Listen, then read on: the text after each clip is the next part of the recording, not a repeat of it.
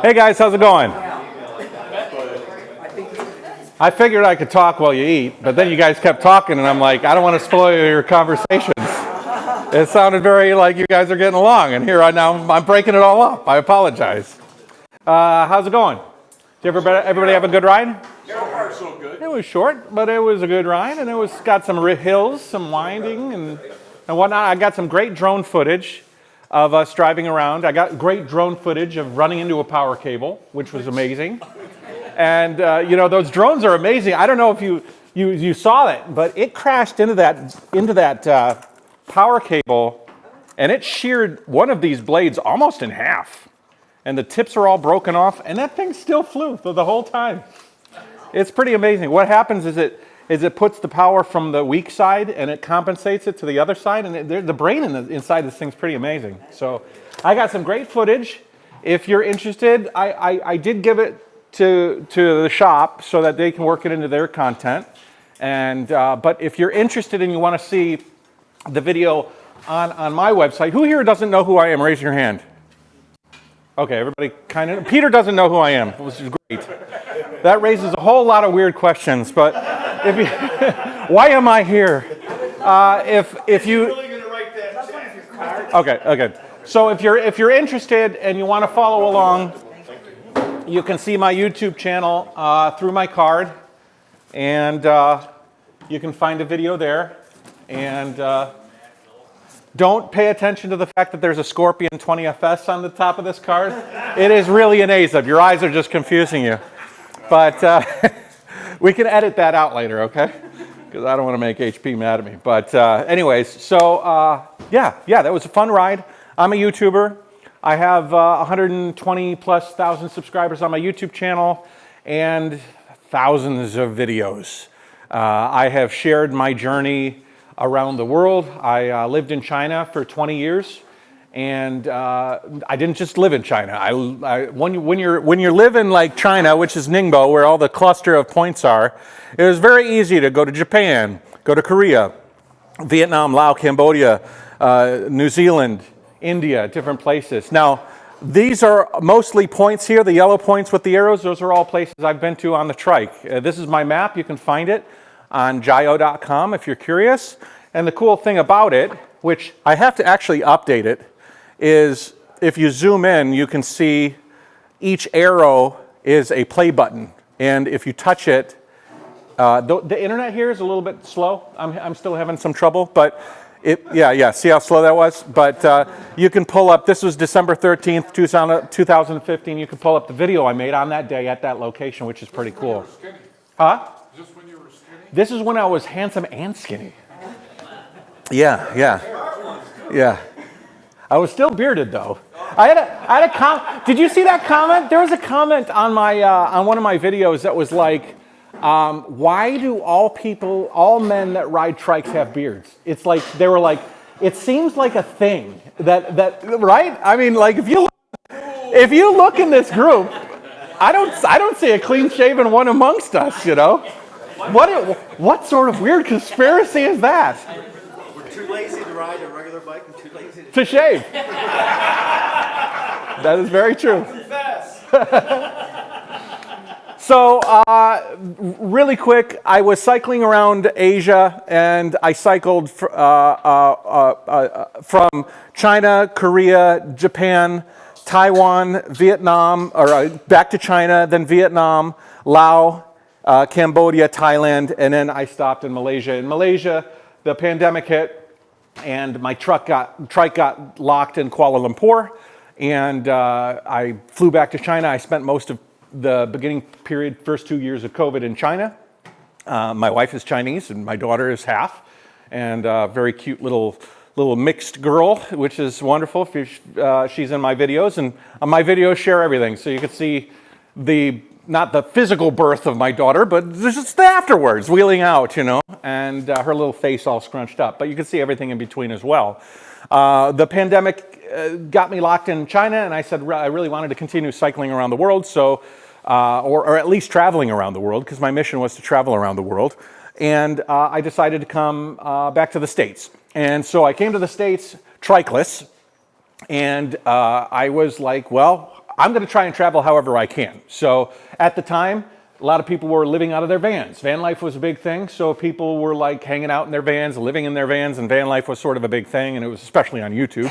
People were hanging out and talking about their van life stories on YouTube. So I bought that white van out there, and when I did buy it, it was white and windowless, and the kind of van that you might not want around your school. So I decided to like vamp it up and put some windows on it and make it a living space, and that took what I thought was going to be a year. It took 3 years, so it took a long time.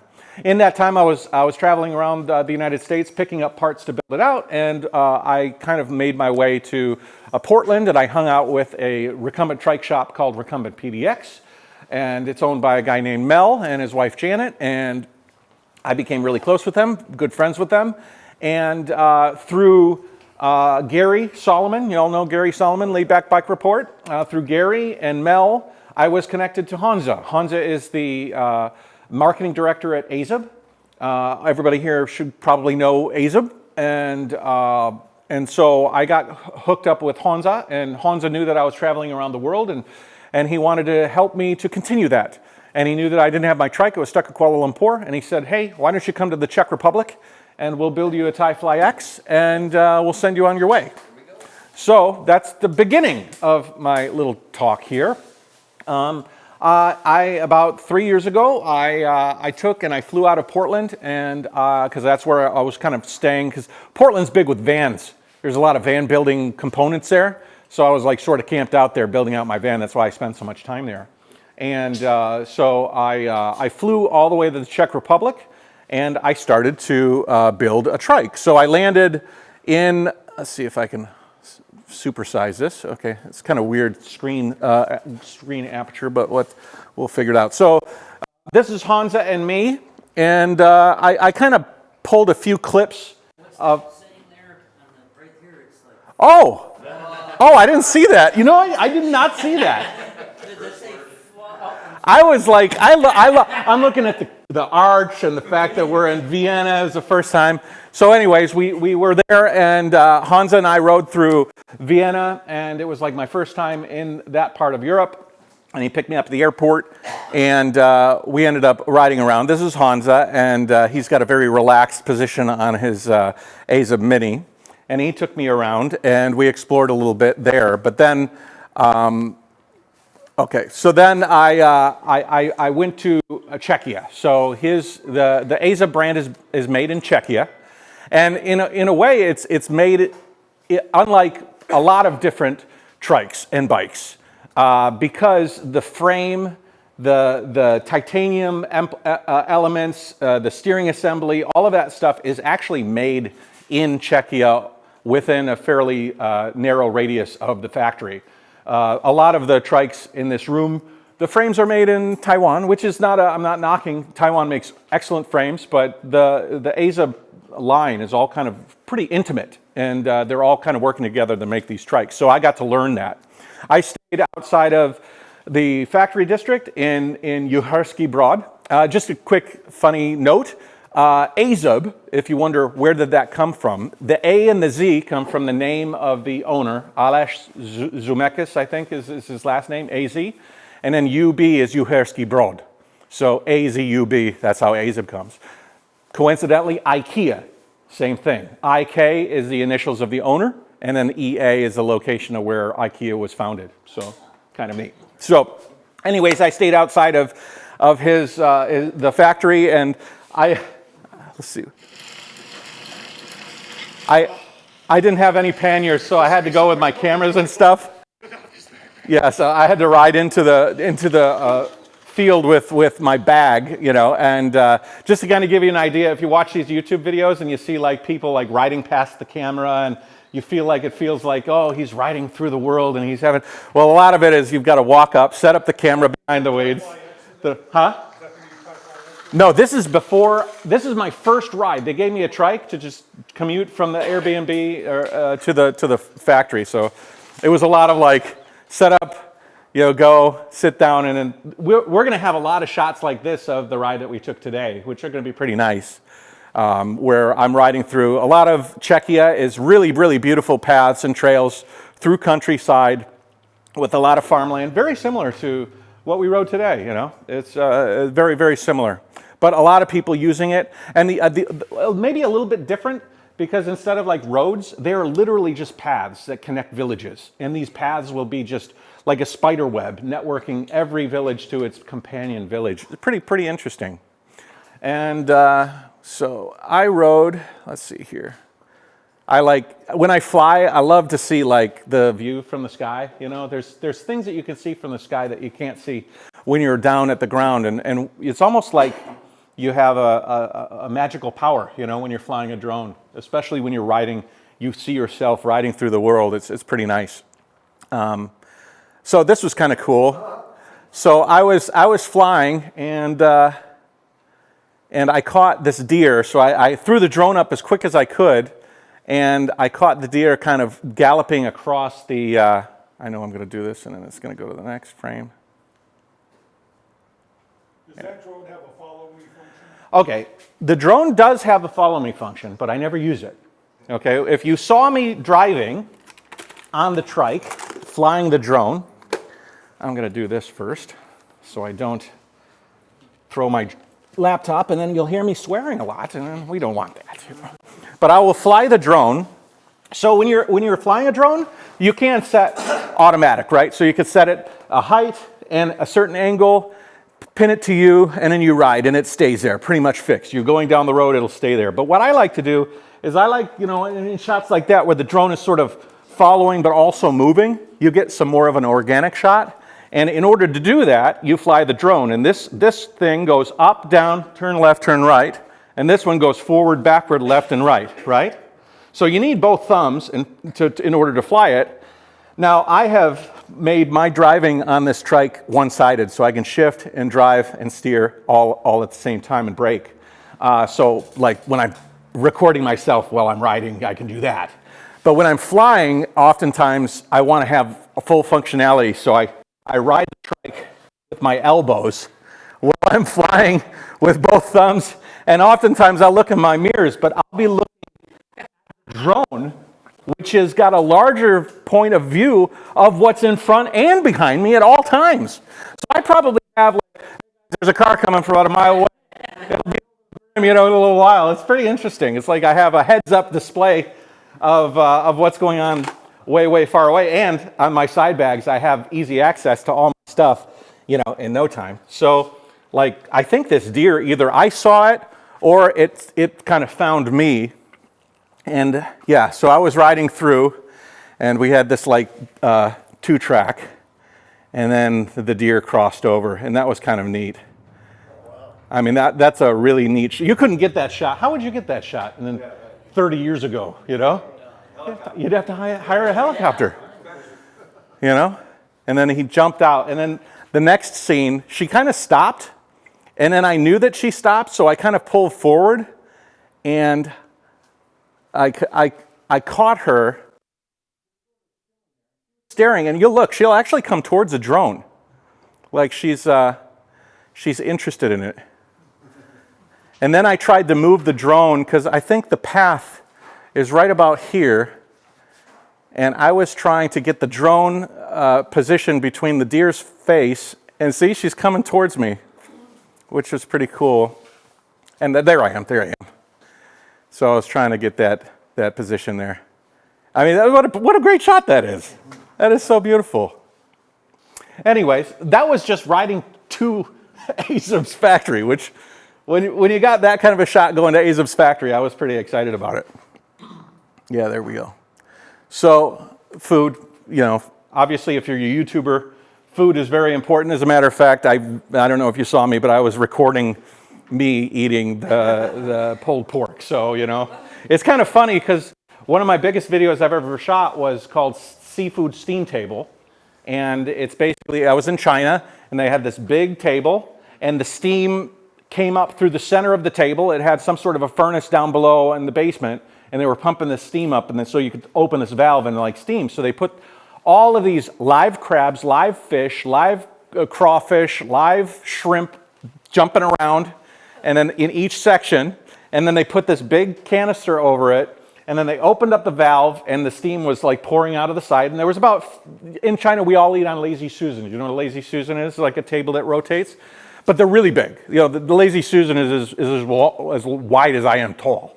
And so it sits there for about 10, 15 minutes, and then the crew comes out, and there's handles on the thing, and they open it, and then the steam goes up to the roof, which this was just a hotel that was converted. So like the steam was probably melting the paint off of the top of the rooms because it had nowhere to go.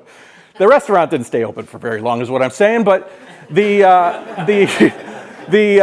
video I posted with my iPhone got like 25 million views on Facebook, and it got like 1.5 million views on my YouTube. And it was like, why didn't you watch my trike rides? You know, why do my trike rides get that sort of volume? Anyways. So, okay, so food is important for YouTube. I just kind of threw that in there because it was kind of funny. Now, I went to the Azub facility, and let's see, we can kind of, yeah. So this is the first time I ever saw a Thai Fly X. Hansa had called me, and he's like, you know, we can set you up with a Thai Fly 26 or a Thai Fly X. And at the time, they were promoting the Thai Fly X. So like that was really what they wanted to show off. It was their newest, coolest trike. And so I was like, yeah, that sounds interesting to me, but I'd like to see, you know, the different ones. But this was the first time I actually saw one. And he was like, if you come here, you don't like it, we can turn it into a 26, which is like a 26 in the back and 20-inch tires in the front. And so it was kind of surreal to see like all of these Azubs there and the styling of the 26. Like coming with those are new tires. You're old. You didn't know that tires were cool. They're slow and awesome old ones. You know what I mean? And it's like, those are pretty cool. Well, when I you know, my previous trike was all 20s. Yeah. So I was 20. I was really low to the ground. It's a really different experience. For anybody that wants to try it, this trike is here for you guys to play around with and ride. I mean, you rode it earlier, and it was enlightening for you. You found out you didn't like it. Or, you know, didn't like it as that being your next trike, for example. You know what I mean? Which is important. That's right, I just like the. He's very meticulous. 20 better. Yeah. Well, that's the joy of having so many options, right? Because you can choose, you know, whatever type of trike that you want. So a couple of special things about the Azub that was really neat, because I went to the facility in Czechia and actually built the trike with them. So we went through all the steps of the process of making it. One of the things that we did was making the front suspension system is made with titanium. And they spring test the titanium like over 1 million times, you know, on a testing surface. And the idea, you know, probably know more about like welding titanium is quite different than say welding a typical material. It's like they got to pass argon gas past the welding. When the titanium's hot, molten, it's very reactive, and it'll react with the oxygen in the air. So you have to shield it with an argon, I guess is what they use. Yep. But you know, aluminum you need to shield also, and a lot of magnesium, a lot of metals. But I think the titanium is even more so. There's some sort of because they had to have the titanium stuff fabricated at a completely different guy who was a specialist with titanium, you know, which was pretty interesting. And he had this jig where he had like 20 screws that would hold the unit down, and then he'd flip it and he'd lock it down, and he'd have to flip it and lock it down. It was kind of an interesting process to watch him do that. Yeah, and so here he's got, I don't know if he's got some pipes here. Each of these blue pipes has argon gas, and they're running through the jig, and they're providing that. The welding was interesting. So the welding is done for this trike, actually this very trike. The welding is done at a educational facility for teaching welding. And so the professors, who are like old guys, you know, old-time Czech guys, were tasked to weld the frames for Azub. And so they drive over there, and they give them all the materials, and then the guys get to work, and they have all the jigs and stuff, and they've got like decades of experience in welding, and yeah, the frames for the Azubs are welded at a facility where they teach welding to young tradesmen that are going on to do welding as their profession, which was kind of cool. This in particular is one of my favorite components. That's like the end cap where the hinge kind of comes together on the frame itself. And my previous trike, which was a HP Velatechnic Scorpion 20FS, had like a hinge that squeaked a lot because I'm kind of a big guy and I like to mash the pedals a lot. So I'm kind of doing this all the time. And over time, my bushing kind of spread out and it creaked a lot. And it was a real, especially for me making videos, I didn't like all the time. And one of the selling features was the Azub hinge, which is, if you look at it, it's robust to the max. It is probably the most robust hinge of on trikes. But anyways, these guys are the welders, and if you guys are interested, all of these videos are on my channel. You can just search them up, and you'll see the whole process longer. And then they have now Azub has since moved the powder coating into their own facility, but they used to do the powder coating offsite, which was interesting. I didn't realize that this is how powder coating works. You know, the powder is really loose, and you just sort of like powder it. And then once it goes into the oven, it bakes and then sheens and then kind of cures that way, which is pretty cool.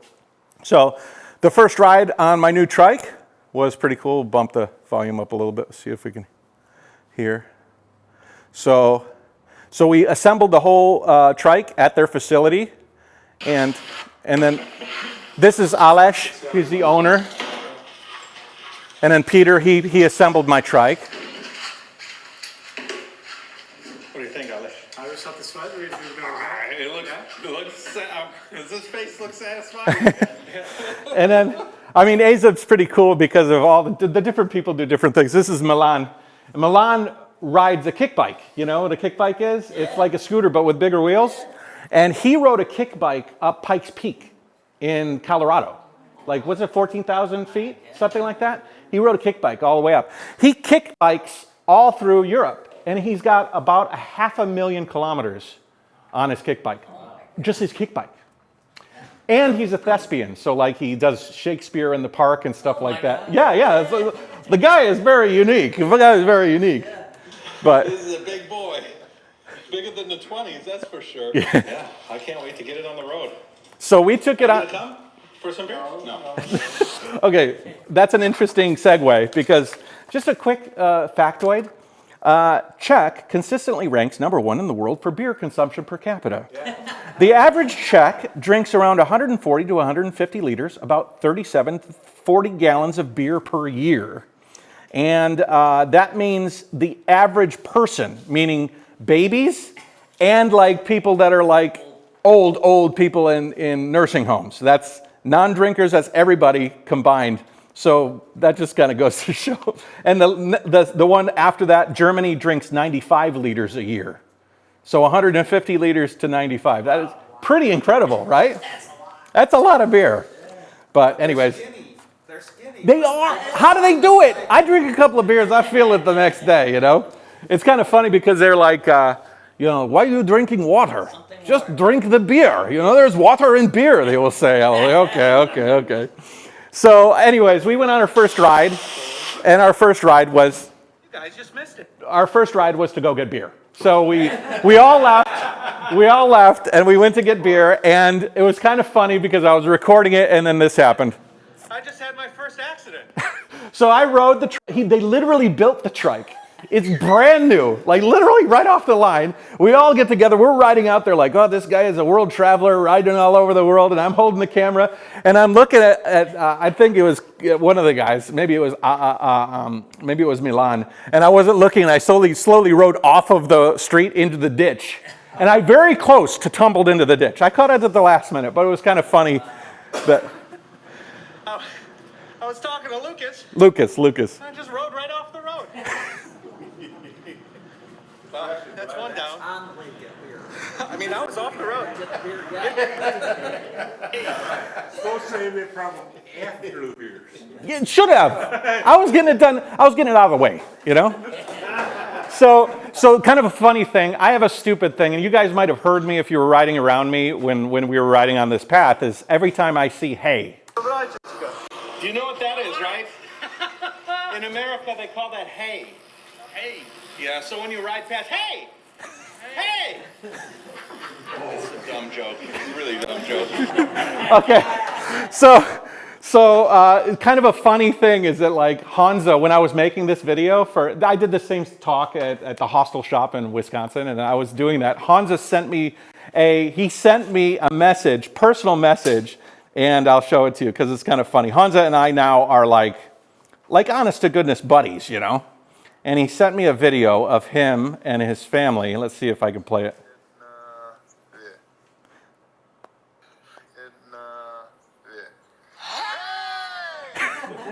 He said, hey, and there was hay. Yeah, so I'm spreading my stupid dad humor around the world, you know. It's very nice.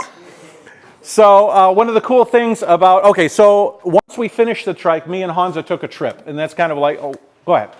Is that why they had the baleful looks on their face? Oh, boy. Oh, ayo. I'm going to add that. It'll be hay and then baleful looks. That's what we're going to do. Thank you. You just made me that much more annoying to everybody else around me. Well, you know, somebody could accuse you of being a punny guy. Punny guy? Trying it with the hay. Hey. How about the, going today Yeah. in the barn. Remember the barn? Yeah. Red. Red. Do you guys know why barns are red? I was wondering that. Anybody else wonder that? Why are all barns red? While he videotaped it and he got the phone going. What? Red oxides mixed in with the oil. Holy. Do you knew that without me? Because we were talking about it and we literally looked it up. When Stupid trivia. Yeah, when they first mixed the red paint, they had lime, linseed oil, and another thing, and rust. And they mixed rust in the paint, and the rust made it red, and the rust resisted UV, bugs, and growing like mildew and stuff. So it was like. My car looks more like a barn every year. There you go. There you go. That was kind of interesting. But anyways, so me and Hansa wanted to take a trip with my new trike around the countryside. The factory is in Uherský Brod, right on the border of Slovakia. So we decided to ride into Slovakia. Now, Slovakia is beautiful. You'll see a bunch here in a second. But our first night, we rode into Slovakia, and Hansa wanted to camp at this hill. It was really, really like beautiful. This hill overlooked all the countryside. But there was a thunderstorm. And I was like, well, why can't we just camp in the thunderstorm? And he's like, 2 of my friends died in their tents because they got hit by lightning. And I was like, enough said, you know, that was enough said. So we ended up camping down from the peak at a farm. Like literally the front of the farm was like the guy's house, the farmhouse, not even a barn. It was like the guy's house. And we parked like pretty much right out in front of his porch, which I found, I don't know if that would work so well here in the States, you know, parking like literally in front of somebody's house. So we set up first camp. So this is camp? Yeah, this is the guy's house is right there. Roughly so there's some weather on the horizon, and being at the topmost place where Hansa really wanted to go is probably not the smartest place. We have 2 basically metal objects that will be sitting next to our tents, and probably not smartest. So we found this this clearing, this valley, and it just tips up just slightly for us to set up our tents. And then Down to campsites and then we often, very often. Okay. Action. Then in the morning we drank our first. So, man, Who has had Slivovitz? Czech's trips, if you do with Czech guys, you always have to have some schnapps in the morning. So I have here some. Okay.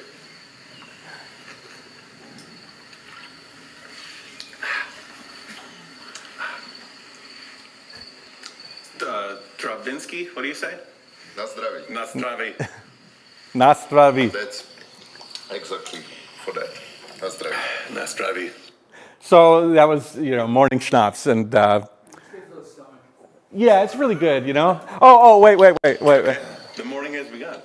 It wasn't morning yet. Yeah. Now it's morning. We call it also that you clean your it's toothbrush. It'll kill everything in that mouth of yours. Good morning. He includes, like, what was that? Schnapps. Schnapps. I want my coffee. So this is the American way to officially get up No, on I don't.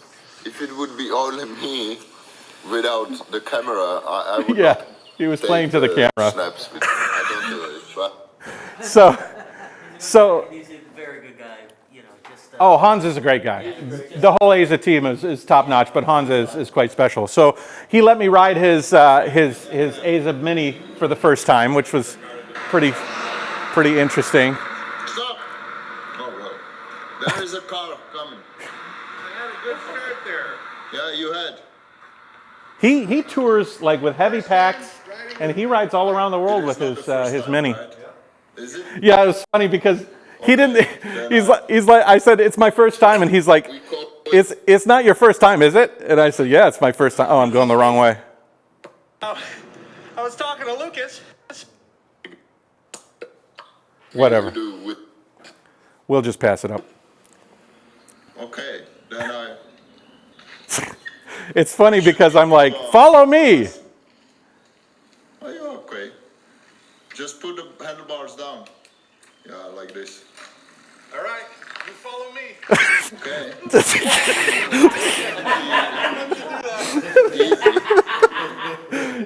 Follow me into the berm. And then Hansa got to ride my trike for the first time, and he was kind of commenting. You do not look much. Where are you going? Right? Where is Matt? He was kind of excited about the fact that you can, when you're on the trike, you're so balanced that, you know, like he was having sort of an epiphany of Want to switch it? how comfortable it is to make videos from the seat of a trike. It really is a unique unique experience. I'll see you at the top. Okay, at the top. So then we rode in through some castles. So in Slovakia, there's all sorts of castles. There's castles that have been renovated. Slovakia invests a lot of money into the renovation of ruins into their former state. They sometimes try to make the ruins as pristine as possible to keep them in their state of disrepair, but not any worse. And then some are just sitting on top of hillsides, and they've been reduced to basically rubble. And those are a lot of fun because there's no guarding of them. There's not a tourist trap. It's just, there's probably a path that the peasants used to use to get up to the castle, and you can use that path. But a lot of times the paths are extremely rough. And so, which was very nice to use the Tie-Fly X on some of these paths. But you can't quite tell, but some of these rocks are like off the ground like this. But wait for the next scene, it's crazy. Because Hansa on his Mini, he was fearless. Because he would just ride through.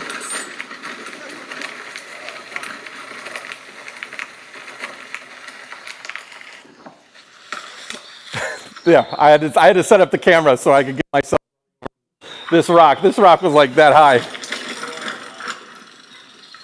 And then Hansa would come through, and he would just barrel.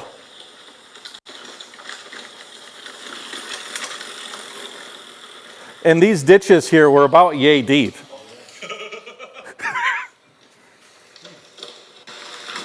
Yeah, here's a good one.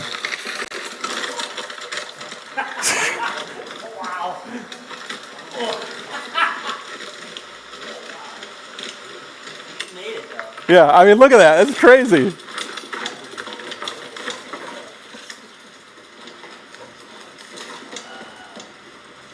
And that's normally my tour setup. So I got 2 bags.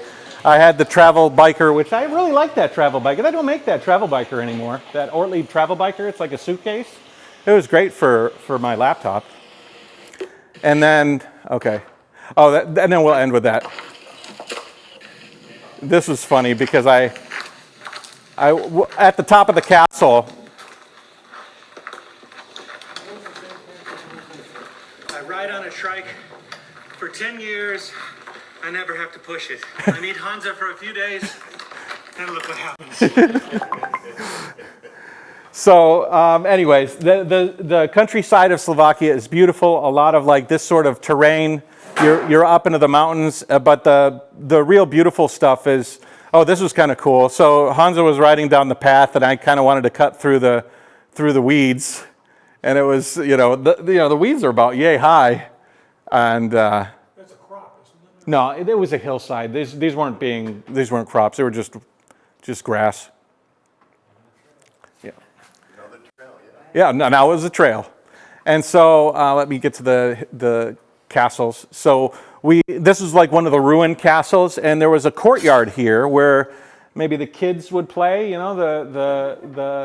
maybe they were practicing jousting or something like that. Maybe not jousting, but sword fighting.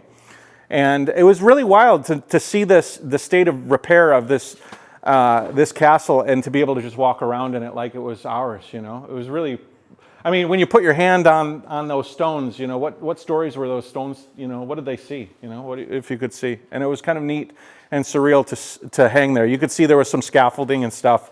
They were trying to keep it in the state that it was in, but I was able to fly the drone around. And then, obviously you got to set the trikes out on the wall, and it was so cool because it was brand new. And it was beautiful. All the castles are on the highest point so that the owners of the castle can see their land, because most of the time, the area outside of the castle is their spot, their land. And then we set up, like I said, the tent inside the area of the castle, which was pretty cool. It was pretty neat. Pretty surreal experience. A great experience to go with my trike for the first time. And if you guys are interested in taking like an interesting tour, you want to go to Europe, there's a lot of like Netherlands, Amsterdam, and Norway even, and the UK, and doing different things, but riding that part of the world, quite nice. You know what I want to do? I want to do the Erie Canal. Right, I wanted to do that too. Yeah, I did it 4 years ago. Mike was talking about that. Mike has done it. Yeah. So, yeah, I actually lived on a yacht. I lived in Detroit, and I got a job on a yacht. And I was first mate, like Gilligan, and so they needed a transport crew. So I took the boat up the Erie, up the Great Lakes, and then down through the Erie Canal, out through the Hudson, all the way out through New York, and all the way down to Fort Lauderdale. So I did all the locks and all of that on the boat, and I would love to do it on a bike. My question is, and I don't know if anybody else knows it, is there a way that you can cycle the entire Erie Canal and the entire Hudson? Yes. The Hudson seemed disjointed. Yes, there is. Yeah, if you go to the New York State website, they do connect. They do connect. Okay. Down. Okay. To the other side of Albany. Okay. But a lot of it is on road. Yeah, that's okay. That's okay. Just as long as it's possible. Is that connected to the Empire State Trail? yeah, 60% off-road? I think. Okay. and if you can go north up to Canada, Yeah. and Yes, that's all going to be road riding. Yeah. And it's not friendly road riding. Oh. Well, road riding in America is not a lot like there's certainly antagonism in the rest of the world. It's a little bit unnerving, Let me set the record straight about the trail. It's only about 5 or 6 years old. It goes from the Canadian border to New York City. Okay. And it connects with the Erie Canal path in Albany. Mm-hmm. The canal path is relatively, it's flat, of course. Mm-hmm. The one going north and south, the state spent a lot of money on it. It's mostly paved.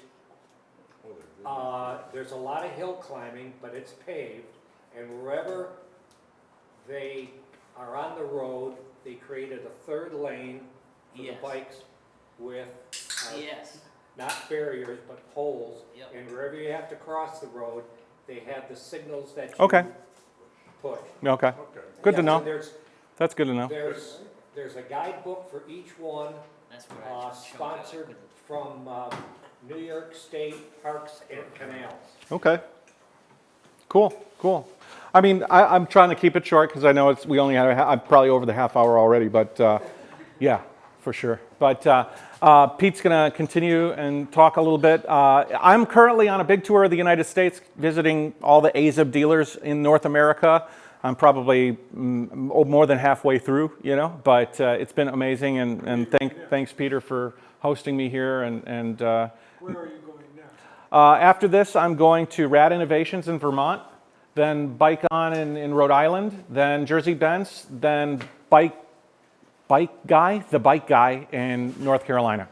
You have a Map. map. Yeah. Can you, If you guys go to my YouTube channel and look at any of the recent videos, they all have a link to the sort of the map of the paths of all of the shops. And when I finish, because I'm going to do a shop video for Peter and the crew here for the shop, and when I finish that, I'll be sharing it with that as well. So, cool. All right. Well, thanks. Thank you.